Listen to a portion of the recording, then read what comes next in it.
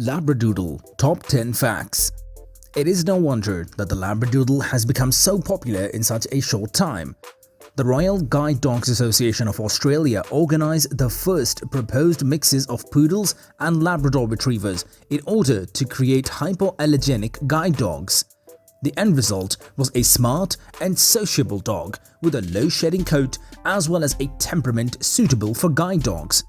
Although the hybrid has yet to achieve reliable coat or temperament outcomes, they are incredibly common and affectionate dogs. Do you consider purchasing a Labradoodle? In this video, you will learn everything about the top 10 facts about Labradoodle so you can find out if this dog is best for you. In the list of top 10 facts about Labradoodle, at number 10, we have Hypoallergenic Guide Dog. The Labradoodle was created in Australia originally as a hypoallergenic guide dog. Wally Conron, who was in charge of the Royal Guide Dogs Association of Australia's breeding program at the time, performed the first purposeful crossbreeding between a standard poodle and a Labrador retriever in 1989. Conron's first cross resulted in Sultan, a dog with a hypoallergenic coat as well as the aptitude, intellect and personality to be an efficient guide dog. Sultan went on to work in Hawaii with a woman and was very popular. Other breeders saw the value in crossing these two breeds at the time. The Labradoodle, like its Labrador retriever parent, grew in popularity rapidly and is now one of the most sought-after doodle breeds. These dogs are often created by crossing a Labrador retriever with a poodle, but multi-generational breeding is now underway in an effort to establish a viable and recognizable breed. Next on the list at number 9, we have areWelcoming. The Labradoodle is a smart dog that, when properly trained, will make an excellent family pet. They are welcoming and treat others as if they were their best friend. They are devoted to their families and thrive in their position as an active companion.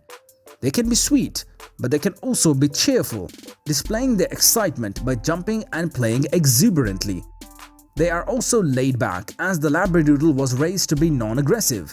Certain Labradoodles, like any breed, are not particularly sweet, but a well-trained Labradoodle with a distinct personality is a true joy. Next on the list at number 8, we have choose a puppy that is in the center of the pack. A variety of factors influence temperament, including heredity, training, and socialization. Puppies with a good disposition are curious and playful, and they love meeting people and being carried. Choose a puppy that is in the center of the pack and not one that is abusing their littermates or hiding in the corner.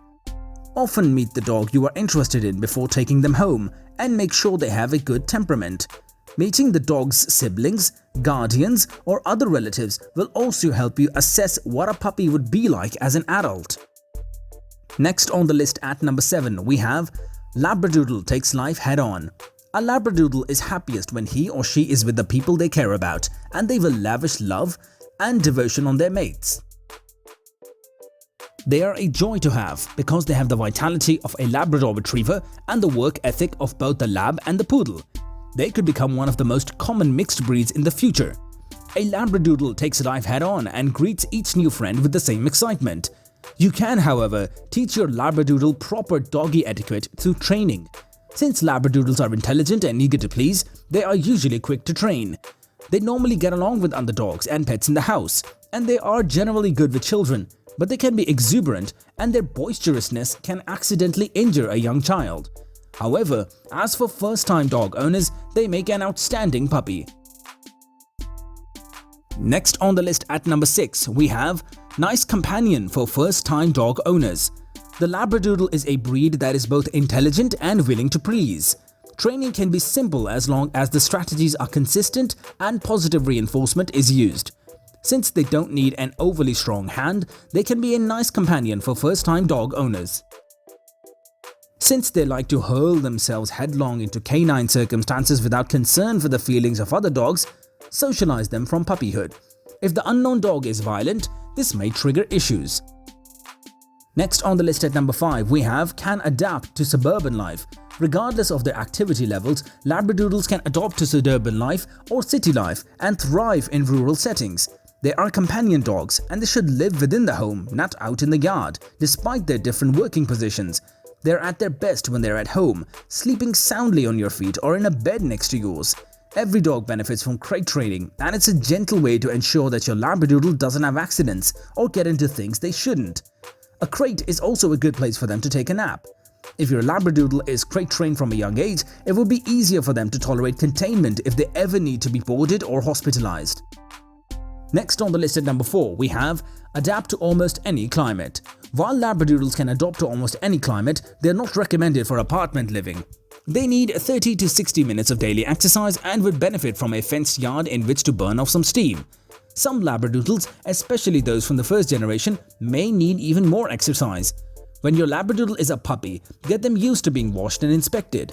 Handle their paws and look inside their mouth frequently. Dogs are sensitive about their feet.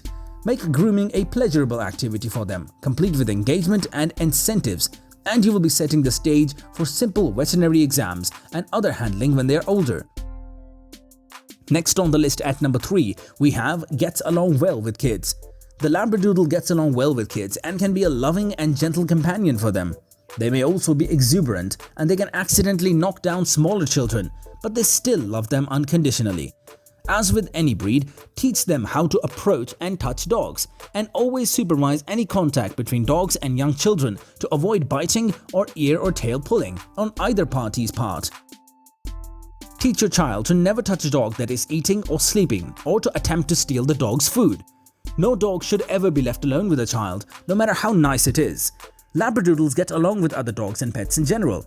For optimal success, living with and visiting other animals, they, like most dogs, need training and socialization. Next on the list at number 2, we have susceptible to some health issues. Labradoodles are relatively safe, although they are susceptible to some health issues, as are all breeds. While not all Labradoodles can contact any or all of these illnesses, it is important to be aware of them if you are thinking about getting one.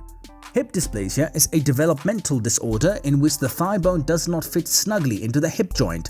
Some dogs exhibit discomfort and lameness on one or both rear legs, while others show no signs of distress. X-ray screening is the most reliable method of determining the problem. Arthritis may grow in either case as the dog ages. Hip dysplasia dogs should not be born. Finally, on the list at number 1, we have costs up to $1,200. A Labradoodle costs about $1,200 to $3,000 on average.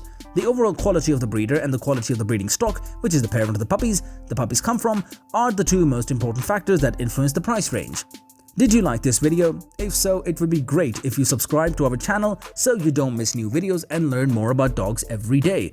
And if you are interested in dog brain training and training methods, you should also check out the description. Thank you so much for watching.